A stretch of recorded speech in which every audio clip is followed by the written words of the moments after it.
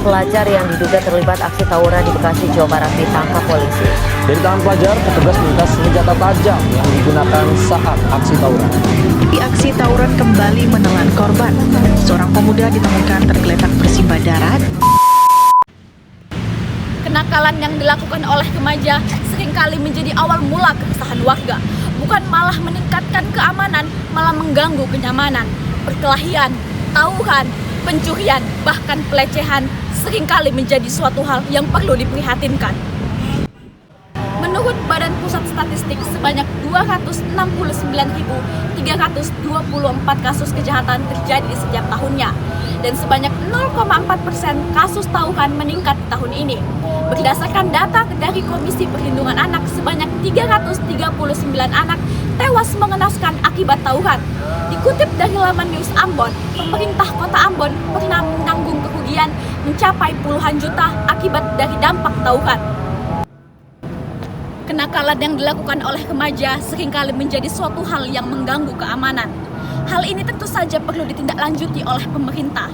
Apabila saya terpilih menjadi anggota Dewan Perwakilan Rakyat, saya akan mengoptimalkan 3 fungsi DPR. Pertama, fungsi legislasi, yaitu akan merancang undang-undang mengenai kriminalitas anak dan mengoptimalkan Undang-Undang Nomor 3 Tahun 1997. Dengan begitu, undang-undang mengenai tindak pidana anak akan lebih terperinci. Kedua, fungsi anggaran, yaitu dengan mengalokasikan dana untuk melakukan program AKUM, Ayo Kenal Hukum, dan bekerja sama dengan Dinas Pendidikan dan Kejaksaan guna untuk menyelenggarakan kegiatan yang menambah dan meningkatkan pengetahuan remaja tentang hukum. Dengan begitu, akan meminimalisir generasi muda untuk melakukan tindak pidana.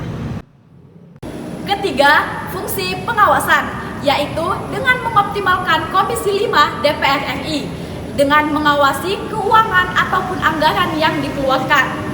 Kemudian bekerja sama dengan pihak kepolisian untuk mengawasi dan meningkatkan penjagaan di wilayah-wilayah yang memungkinkan tingginya tindak kejahatan.